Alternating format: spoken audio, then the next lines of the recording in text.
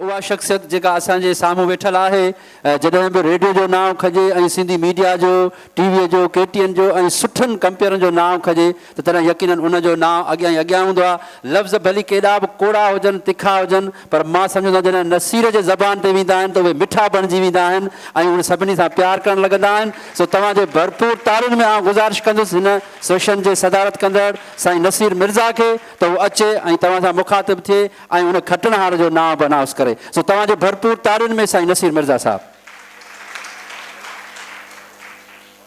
बिस्मिल्लाहिर्रहमानिर्रहीम। अलस्तु बिरब्बिकुम जॾहिं कन पयोम कालू भला कल बसी तॾहिं तित चयोम तहीं वेर कयोम वचन वेड़ी चंसी। अॼोकी हिन पुरवकार एजुकेशन फेस्ट जे मौक़े ते जॾहिं असांजा उस्ताद शागिर्द ऐं सिंध जूं तमामु अहम हस्तियूं असां सां गॾु आहिनि ऐं शेख अब्दुल्ला साहब जिन सां गॾोगॾु मुखातिब थींदुसि, मुनवर अली महेसर साहब जेके असांजे दौरे हाज़िर जे इंतहाई हर दिल अज़ीज़ ऑफिसर्स में शुमार थियनि था। मुंहिंजो दोस्त नाज़ सहतो, मुंहिंजी बेहद प्यारी न्याणी सिंधू नवाज़ अदी मारवी ऐवान, मुंहिंजो प्यारो दोस्त ज़फ़र अब्बासी, रोशन बिरहमानी साहब ऐं हिन शानदार एजुकेशन फेस्ट क़ाइमु करण जे लाइ या उनखे मुनक़िद करण जे लाइ दिलि जे गहराइनि सां शेख अब्दुल्ला साईं जिन खे ऐं उनजे ॿ हिननि ख़ूबसूरत शहज़ादनि आदिल शेख ऐं अब्बास शेख खे मुबारक ॾींदुसि। तव्हीं ॼाणो था त असीं इंतिहाई शानदार क़ौम जा वारिस आहियूं जंहिंखे 5000 साल मोहन जे दड़े जी तहज़ीब आहे ऐं जंहिं वटि न फ़क़ति इल्मु आहे, सक़ाफ़त आहे, तहज़ीब आहे, तमदुन आहे। असीं उन शाहूकार तहज़ीब जा वारिस आहियूं ऐं हीउ जेको शानदार प्रोग्राम असांजे शेख अब्दुल्ला साहब जिन हिते मुनक़िद कयो आहे उहो अब्बास फाउंडेशन जे तरफ़ां आहे। तव्हीं ॾिसो त अब्बास में ऐन आहे ऐं ऐन सां इल्मु आहे ऐं इक़रा बिस्म असांजे कलाम पाक जो पहिरियों हर्फ़ आहे जंहिं असांखे वही जॾहिं नाज़िल थिए थो त असांखे असांजी क़ौम खे असांजे पूरे इंसान ज़ात खे पहिरियों दर्स मिले थो त इल्मु हासिलु कयो।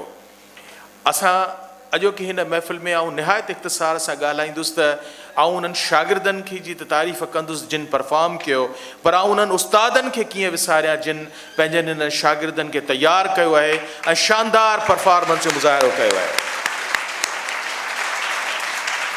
अवां यादि रखो त जेको उस्ताद आहे उनजी अहमियत निहायत अहम आहे।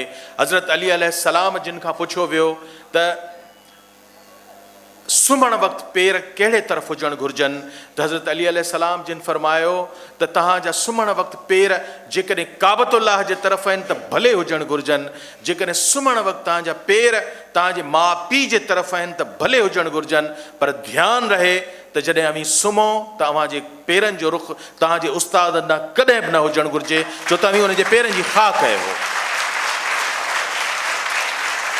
ऐं सलाम पेश कंदुसि उन्हनि सभिनी उस्तादनि खे ऐं पंहिंजनि उस्तादनि खे, मुनवर अली महसर साईं, सिंधूअ, नाज़ सहते, शेख अब्दुल्ला, ऐं सभिनी जे उस्तादनि खे जिन असांखे 2 हर्फ़ रोशनी ॾिनी आहे जंहिंजे आधार ते असीं एतमाद सां ॻाल्हाए सघूं था। ऐं सलाम पेश कंदुसि पंहिंजे सिंध जे उन्हनि अज़ीम हस्तियुनि खे जिन 20वीं सदीअ में अकेडमिक इदारा शानदार क़ाइमु कया। हसन अली अफंदी साहब खे सलाम आहे जंहिं सिंध मदरसो क़ाइमु कयो आहे जिते असांजे बाबाए क़ौम क़ाइद आज़म मोहम्मद अली जिन्ना मैट्रिक उतां पास कई आहे, तालीम उतां हासिलु कई आहे। ही अज़ीम सफ़र आहे जेको क़ाइद आज़म जो पाकिस्तान जो हसन अली अफंदीअ जे करे शुरू थियो आहे। ऐं सलाम कंदुसि मदरसतुल इस्लाम जेको हैदराबाद जो न्याणियुनि जो वॾे में वॾो स्कूल आहे जेको मोहम्मद सिद्दीक़ मेमन साहब ऐं उनजे ख़ानदान वारनि क़ाइमु कयो। असीं सलाम पेश कंदासीं अलामा आया काज़ी खे, डॉक्टर नबी शान बलोच साहब खे, साईं GM सैयद खे जंहिं असांखे सिंध जे दारुल ख़िलाफ़ा हैदराबाद खे शानदार सिंधी यूनिवर्सिटी जो तोहफ़ो ॾिनो आहे, जंहिंजे बुनियाद ते अॼु अज़ीम खां अज़ीम इंसान, लाइक़ खां लाइक़ इंसान असांजी हिन धरतीअ ते पैदा थिया। असीं सलाम पेश कंदासीं शमशुल उलमा मिर्ज़ा कलीज बेग खे जंहिं अॼु खां 100 साल अॻु में निसाब जी तालीम ॾिनी, किशन चंद बेवस खे जंहिं मिठड़ा घोड़ा ओरिया जहिड़ा ख़ूबसूरत नज़्म लिखिया। असीं सलाम पेश कंदासीं उस्ताद बुखारीअ खे जंहिं असांखे पंहिंजी माउ जी मिठी ॿोलीअ में दर्स ॾिनो। असीं सलाम पेश कंदासीं शेख अयाज़ खे जंहिं चयो त पंहिंजी ॿोलीअ में मियां जॾहिं चवंदे माउ तोखे अहिड़ो साहु ॾींदी ॿी ॿोली किथे। असीं इन्हनि सभिनी अज़ीम हस्तियुनि जा थोराइता आहियूं जिन असांखे हेॾी ख़ूबसूरत ॿोलीअ में ॻाल्हाइणु सेखारियो आहे। ऐं इन लफ़्ज़नि ते पंहिंजी गुफ़्तगू ख़त्मु कंदुसि। इहा सिंध काबो बि काशी बि आहे, चवे छा बि को शेख या ब्रह्मन इन ई लाइ बनवास भोगियूं पिया।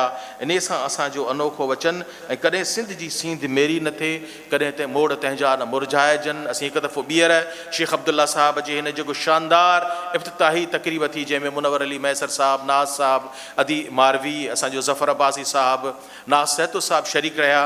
ऐं चाहींदुसि त अब्बास फाउंडेशन जे लाइ हिकिड़ी असीं भरपूर क्लैप हुन जी हिमत अफ़ज़ाई लाइ कंदासीं।